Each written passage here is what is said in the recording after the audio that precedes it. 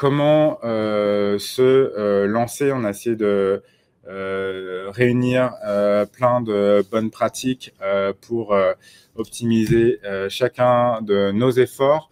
Alors, pour nous, il y a 7 grandes étapes qu'on détaillera plus ou moins pendant la suite de ce live. D'abord, trouver le bon sujet. Ensuite, choisir les données. Réaliser l'échantillonnage. Donc ça, vous verrez, c'est quel type de personnes on va interroger. Et puis, on parlera de représentativité aussi, pour s'assurer d'avoir des chiffres qui aient une vraie signification. Comment on crée le bon questionnaire. On regardera aussi sur quelques méthodes pour collecter cette donnée, vos réponses. Et ensuite, on prendra peut-être un petit peu plus de temps sur analyser les chiffres et poser le récit. Et enfin, exploiter et diffuser votre étude. Ce live, au début, on l'avait intitulé utiliser les chiffres pour un récit impactant. Et là, ça va vraiment se jouer sur ces étapes-là du sujet, du questionnaire, de l'analyse et de la mise en perspective des chiffres. Et en fait, aussi, il y a un volet très important sur faire vivre cette étude dans la durée. Du coup, on va commencer sur trouver le bon sujet. Et je vais me tourner vers Marion pour lui demander aujourd'hui comment on pourrait décrire un sujet pertinent pour une entreprise. Alors, un sujet pertinent, c'est 2 choses. La première chose, c'est un sujet inédit, c'est-à-dire peu couvert, qui va apporter à votre audience finalement des chiffres qui sont difficiles à trouver, donc de la vraie valeur ajoutée. Et ensuite, c'est évidemment un sujet stratégique. Stratégique à la fois parce qu'il est aligné avec vos objectifs marketing, vos objectifs business, mais aussi vos objectifs de notoriété. Par exemple, si vous voulez mettre le pied dans la porte sur un sujet spécifique, vous faire reconnaître sur un sujet, il faut que le sujet choisi soit aligné avec ses objectifs. Mais il doit aussi apporter des enseignements immédiats et actionnables pour le lecteur. Et pour trouver ce sujet, Annabelle va nous en dire un peu plus sur la méthode à utiliser. Voilà, un conseil qu'on peut donner à nos clients qui veulent se lancer là-dedans, c'est déjà de réfléchir en interne à eux, ce qui peut être pertinent de creuser, donc réunir une équipe, que ce soit des gens du marketing, du commercial, de la direction, et réfléchir déjà ensemble sur quoi c'est important de recueillir de la data, que ce soit pour des sujets internes et bien sûr pour ensuite rayonner plus largement et partager des éventuels résultats de cette étude auprès d'une plus large audience. Donc, c'est vraiment important qu'il y ait une réflexion en commun, plusieurs au sein de l'entreprise. Et puis, il y a une deuxième étape, une fois que les sujets sont un petit peu cernés, ça va être de regarder ce qui existe déjà et d'aller faire du benchmark, aller faire une veille assez approfondie pour regarder des prises de parole déjà existantes, regarder des sujets qui ont déjà été couverts et essayer de trouver un point sur lequel il manquerait d'informations et de la donnée. Et aller chercher cette donnée vraiment ciblée là où il y a un trou dans la raquette, donc ce qui est intéressant de creuser. Un exemple que j'aime bien, c'est celui de Care. Care, c'est une application spécialisée dans la téléconsultation. Et donc, Care, ils sont dans un secteur où Doctolib règne en maître. Donc, c'est très, très, très difficile de se faire entendre, de faire connaître sa marque.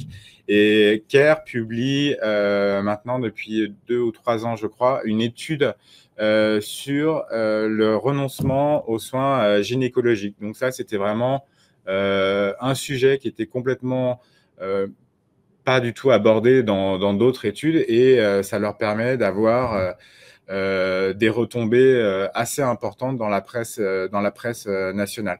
Donc vraiment, le sujet, c'est souvent une opportunité hyper intéressante.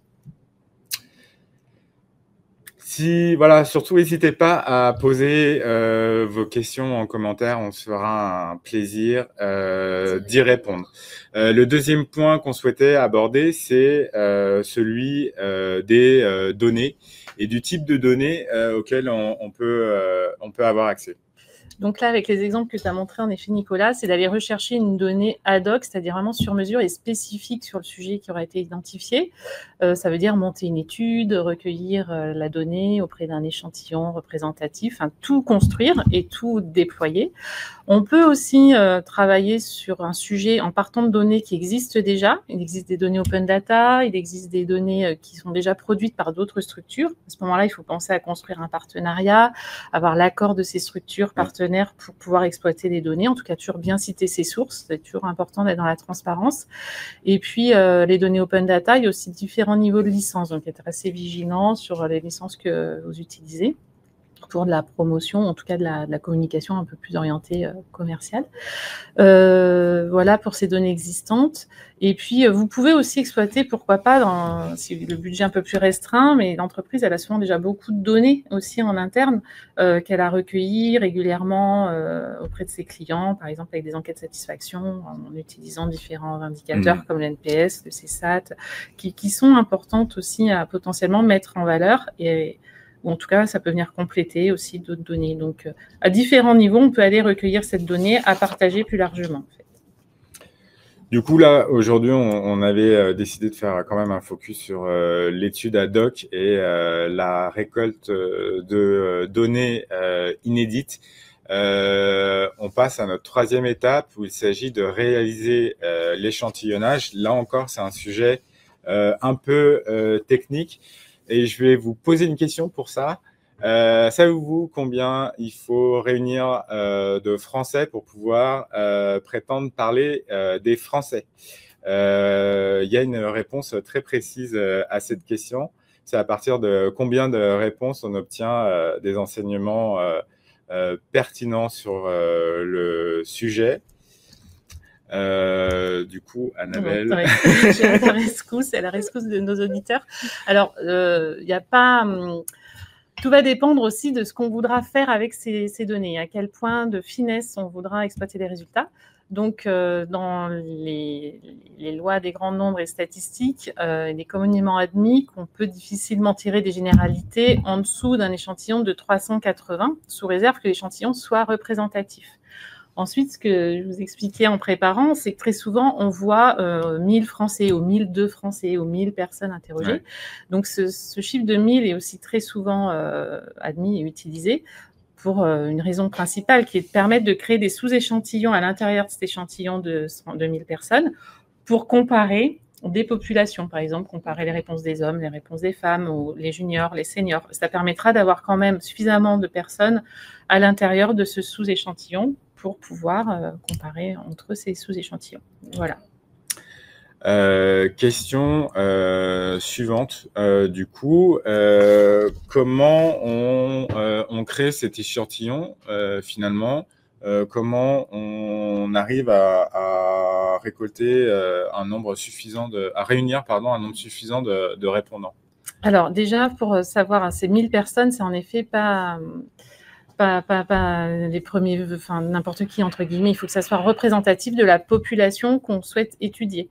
Donc cette population qu'on souhaite étudier, elle s'appelle la population mère, ça fait partie d'un des mots que tu avais mis au début.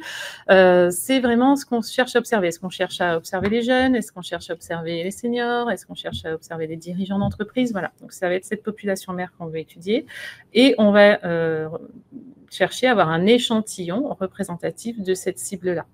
Donc, on va pouvoir étudier avec les données INSEE la structure de la population. On sait qu'il y a 52% de femmes, 48% d'hommes. Eh bien, dans notre échantillon, on devra retrouver ça. Voilà. Si dans la population générale, on a cette proportion, il faut la retrouver dans l'échantillon. Et il y a souvent beaucoup plus de strates. On va bien sûr utiliser les données socio-démographiques, que ce soit les tranches d'âge, le sexe. On va retrouver la CSP en variable assez classique pour décrire un échantillon quand on utilise la méthode des quotas. Et on cherche bien sûr à avoir un échantillon qui soit représentatif de cette population mère, c'est très important. Donc, on avait essayé de résumer les 3 grandes caractéristiques d'un échantillon représentatif. On est arrivé à ces 3. Oui, alors en fait, ce que tu vas voir, c'est la façon de construire cet échantillon, soit aléatoire pur, si tu sais que par exemple, tu as un annuaire, c'était possible avant, à une époque où tout le monde était dans l'annuaire avec un fixe, on pouvait tirer au sort et on savait qu'on avait quelque chose de représentatif. Aujourd'hui, les gens peuvent, pour certaines catégories, refuser, être sur liste rouge, ne plus du tout avoir de ligne fixe. Donc finalement, aujourd'hui, tirer au sort des gens dans l'annuaire, c'est plus du tout valable parce qu'on perd une partie de certains profils. Donc on n'aura plus un échantillon probabiliste aléatoire simple qui pourrait être constitué de cette façon là. Donc, on peut imposer des quotas. Donc là, on va structurer et on va plutôt aller rechercher à avoir certaines personnes dans certaines catégories. D'accord. C'est une autre méthode. Et toujours veiller à avoir cette taille suffisante dans son échantillonnage, dans son échantillon, pour pouvoir en tirer des généralités par la suite. Très bien. Merci beaucoup. Étape super importante. C'est un sujet dont on a pas mal parlé pour préparer ce live. Créer le bon questionnaire après avoir trouvé le bon sujet. Et là, pour le coup, on a quelques conseils aussi pour vous. Oui, alors sur le questionnaire, on va toujours avoir une partie qu'on appelle signalétique. On va retrouver les variables sociodémographiques qui vont caractériser le répondant, son profil. Donc, si c'est un professionnel, dans quel secteur d'activité il travaille, sa tranche d'âge, son type de poste, toujours dans des grandes familles, des grandes catégories. Si on s'adresse à un panel plus général de Français, ben c'est pareil, la profession, la tranche d'âge, voilà, ça va être demandé. On peut en général les placer au début si ça sert de variable de quota, c'est-à-dire qu'on va, une fois qu'on a atteint le nombre suffisant de répondants de ce profil, ils vont ne pas faire le questionnaire en entier. Sinon, si c'est, on peut les garder à la fin du questionnaire, ces questions-là. Elles vont être utilisées aussi au moment de l'analyse, c'est pour ça que c'est très important de les recueillir, parce qu'on va faire des variables croisées, c'est ce qui va nous servir de croiser nos résultats selon les différents profils. Ensuite, la structure, souvent on parle de cette structure en entonnoir, on va partir du plus généraliste au niveau des sujets, de la façon dont on va poser les questions, pour aller de plus en plus finement dans les détails, pour creuser, et petit à petit aussi la personne elle chemine, elle voit qu'on approfondit la thématique, et de ne pas commencer de but en blanc dès les premières questions sur des questions très techniques ou plus, qui demandent finalement un petit temps de maturation. C'est aussi un bon réflexe à avoir. Et puis, décomposer quand même en grandes thématiques le questionnaire, à la fois pour ne pas perdre le répondant, et à l'intérieur des thématiques, pour réfléchir à 3-4 questions, là, toujours en équipe, en interne, ou avec la structure qui accompagne pour aider à rédiger ce questionnaire-là, pour essayer de couvrir un maximum de champs par rapport aux objectifs qu'on s'est fixés au départ. Sur la signalétique, je voulais vous montrer une page de l'étude Harmonie Mutuelle tout à l'heure, qui décrit justement tous ces critères sociodémographiques dont on a parlé, et finalement qui nous présente précisément qui on a interrogé. Et cette notion un peu méthode, elle donne aussi de la crédibilité à l'étude. Ouais, voilà. C'est important de bien expliquer tout ça. Du coup, on a notre sujet, on a notre questionnaire, on a un échantillon représentatif. Comment on fait pour récolter la donnée? Oui, voilà, justement, avoir notre échantillon, on s'est fixé des objectifs, on veut tel volume de répondants dans notre échantillon, maintenant il va falloir aller les trouver. Donc pour ça, il existe des plateformes aujourd'hui qui permettent du do-it-yourself, comme SurveyMonkey, j'en ai cité là que quelques-unes, mais il en existe beaucoup plus, Selvitis, Toluna, qui sont des sociétés qui permettent un accès direct à leur propre panel, et ça permet à une structure de solliciter et de diffuser un questionnaire. Donc voilà, pour les plateformes, si on veut solliciter un panel de Français ou quelques professionnels, mais quand même type artisan, ça peut être possible, mais c'est quand même un peu plus délicat, mais c'est envisageable.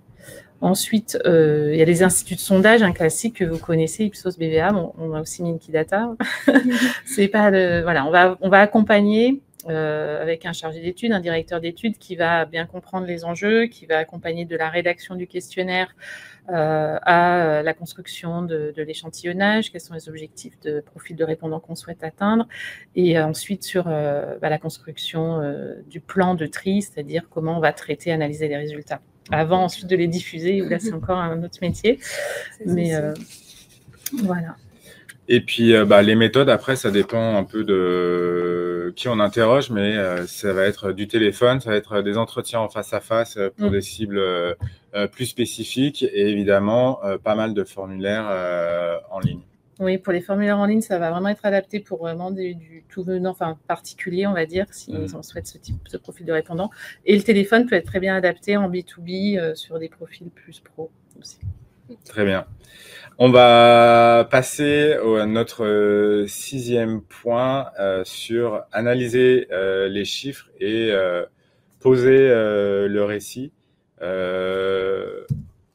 Donc, généralement, quand on récupère les réponses, ça va ressembler à ça dans un énorme Google Sheet. Et il y a plein d'onglets.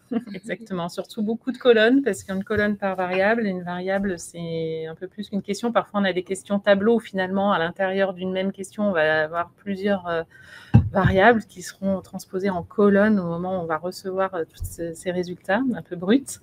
Donc, on va passer de ce tableau brut en bas, là, c'était le deuxième, et puis au-dessus, on va commencer à faire des tris, des tableaux croisés dynamiques, en gros.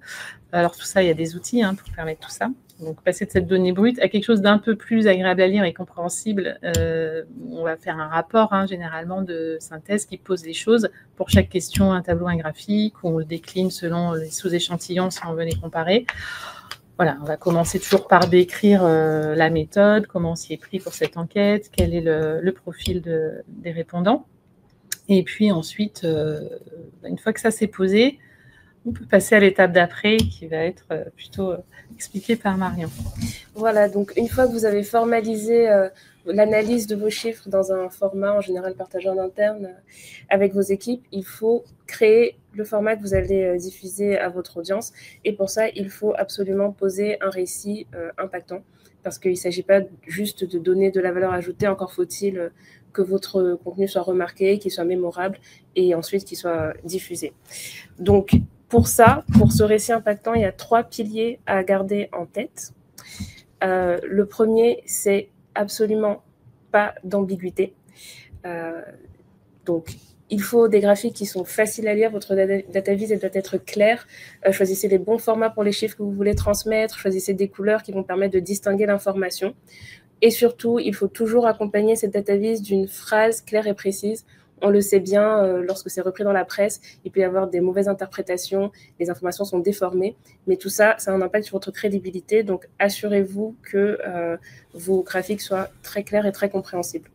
Le deuxième pilier, c'est votre fil conducteur, c'est l'histoire que vous racontez finalement, et c'est lui qui doit, c'est autour de ce fil conducteur que vous devez organiser votre donnée. Donc, la sélection des données, il ne s'agit pas forcément de reprendre tous les chiffres récupérés dans votre étude, il faut garder ceux qui servent votre propos, l'ordre dans lequel vous allez les présenter, les liens que vous allez faire, les nuances, les corrélations, les oppositions, les différences, et surtout la priorisation des informations clés. Il faut mettre en avant les chiffres qui sont pertinents et qui vont le plus intéresser votre audience. Et enfin, assurez-vous toujours d'enrichir votre rapport avec des données qui vont contribuer à crédibiliser et à rendre encore plus impactant votre récit, donc des données externes. On pense notamment à l'INSEE, qui vont permettre de confirmer finalement la crédibilité de votre méthode, de votre étude, et surtout du qualitatif de l'humain, des interviews, des verbatims de répondants, pour incarner votre propos, pour le confirmer par des expériences humaines et pour le rendre plus mémorable encore. On a une question un peu technique qui nous est posée. Je ne sais pas si tu l'as vue, Annabelle, et si tu souhaites, je l'ai regardée. Je vais la mettre en exergue pour tout le monde. Avez-vous évoqué le type de questions et les échelles qu'il est possible d'utiliser dans un questionnaire? Alors non, on ne les a pas évoquées là dans ce webinaire parce qu'on avait pris le parti de ne pas venir dans trop de détails techniques. Mais en effet, c'est bien d'alterner aussi les formats de questions pour ne pas lasser le répondant. Et on peut tout à fait se baser sur des échelles de Likert qui sont est-ce que vous êtes... pour vous, est-ce que cette valeur est importante de 1 à 5? Les gens vont noter de 1 à 5 leur degré d'importance, ressenti ou perçu. Donc voilà, ça, c'est des choses qui sont en effet importantes à mettre en place. Ça fait partie du travail de construction du questionnaire. Donc, c'est important, en fonction des analyses qu'on voudra sortir, de réfléchir au format de la question. Disons que ça a un impact sur la formulation de la question et le choix des modalités et à la fois de réponse et le format de la question qu'on souhaite faire. On pourrait faire un webinaire entier là-dessus. Ouais, mais du coup, ça me donne une question supplémentaire. En préparant ce live, encore une fois, tu nous expliquais que c'était finalement assez facile de mal interpréter un chiffre. Oui, alors c'est aussi facile de mal poser une question. Ça va un peu ensemble aussi, enfin, c'est même décorrélé, mais à un moment, si la question est mal posée, c'est sûr que les chiffres seront ininterprétables. Et la question, elle doit être très simple aussi, c'est-à-dire que pas d'ambiguïté aussi dans la question, toujours le plus simple possible, et c'est important de la tester aussi en interne auprès de ses collègues ou même de sa famille avant de la diffuser plus largement. Il faut que tout le monde la comprenne de la même façon. Voilà, ça c'est la base. Si quelqu'un vous dit mais attends, t'entends quoi par ce mot, ou ah ben j'avais compris ça, bon alors là ça veut dire qu'on est à côté, il faut reprendre la formulation de la question. Ok. On va continuer, si je vois pas d'autres questions. Exploiter et diffuser votre étude, partie 7. Donc, c'est la finalité évidemment du projet. Une fois que vous avez commencé à penser votre format, il faut surtout décider sa forme finale. Comment est-ce que vous allez le présenter à votre audience? Est-ce que ça va être un dossier de presse, un article long, potentiellement illustré, une page web interactive comme le baromètre de Lucas qu'on a pu voir plus tôt, ou un dossier téléchargeable, sachant que ce format est évidemment super tactique. En le faisant télécharger, vous récoltez des adresses email, vous pouvez lancer derrière des campagnes de nurturing, donc c'est très stratégique. Quel que soit votre choix, l'important, gardez vraiment en tête, je reviens sur la data vise, sur la présentation des données, il faut qu'elle soit impactante pour attirer l'attention, pour être mémorable et pour favoriser des déclinaisons sur vos différents canaux de diffusion qui vont être tout aussi remarquables. Là, je vous ai mis quelques exemples qui sont alors très poussés évidemment, mais ça montre ce qu'on peut faire quand on décide d'y passer un peu de temps. Donc, ou que le sujet s'y prête peut-être. Ou que le sujet s'y prête, évidemment. Des dinosaures partout. Donc là, c'est très conceptuel, mais ça montre vraiment qu'on peut avoir des choses simples, droit au but, comme on a pu le voir avec Harmonie Mutuelle, ou des choses plus artistiques comme ici, mais toujours clair, toujours axé autour du chiffre.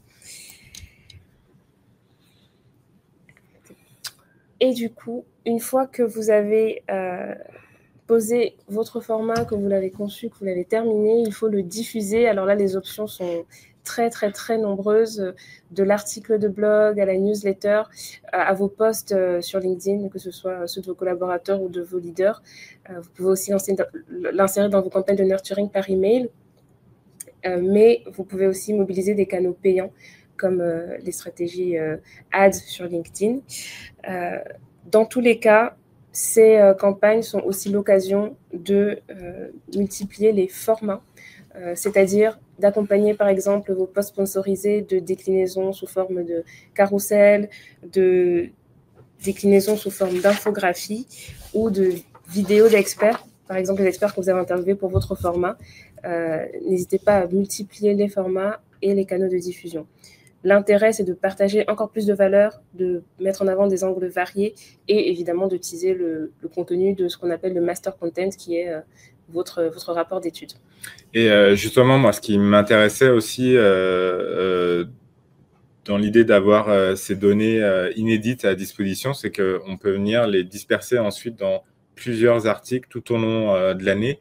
Et voilà, ça permet aussi d'avoir de la matière et du très solide pour créer d'autres contenus sur probablement d'autres sujets un peu plus connexes. Mais voilà, c'est quand même une matière très intéressante. D'où l'intérêt d'ailleurs de penser dès le début de votre projet aux différents temps forts à l'occasion desquels vous pouvez diffuser ou rediffuser au fil de l'année votre format et ses déclinaisons.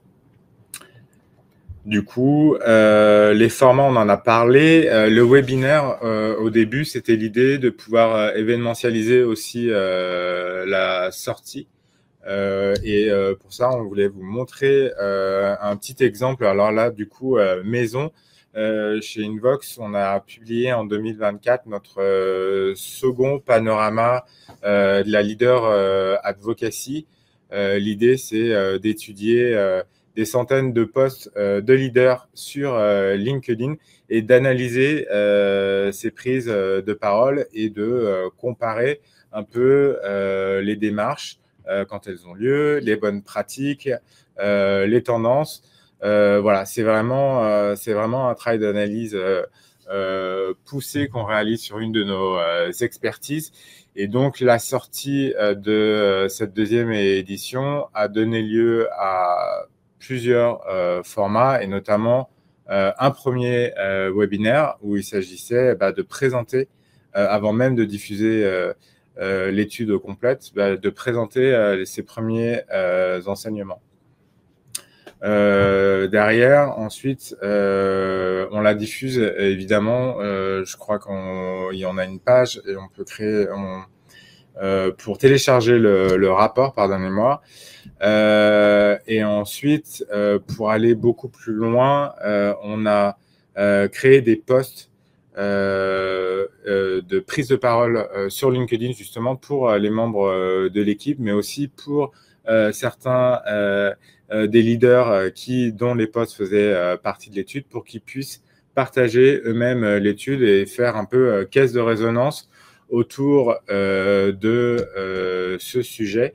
Et là, c'était un peu aussi la cerise sur le gâteau, c'est qu'on a utilisé cette étude pour une mécanique d'outbound sur LinkedIn, c'est-à-dire que là, on l'utilise comme produit d'appel sur une campagne email auprès d'une base nouvelle pour créer de nouveaux dialogues et de nouvelles mises en relation avec de nouveaux potentiels clients. La question, alors avant de vous donner, de passer aux questions-réponses, je voulais juste quand même qu'on pose la question à Annabelle qui fâche un peu. Mais moi, je ne vais pas me fâcher. Voilà.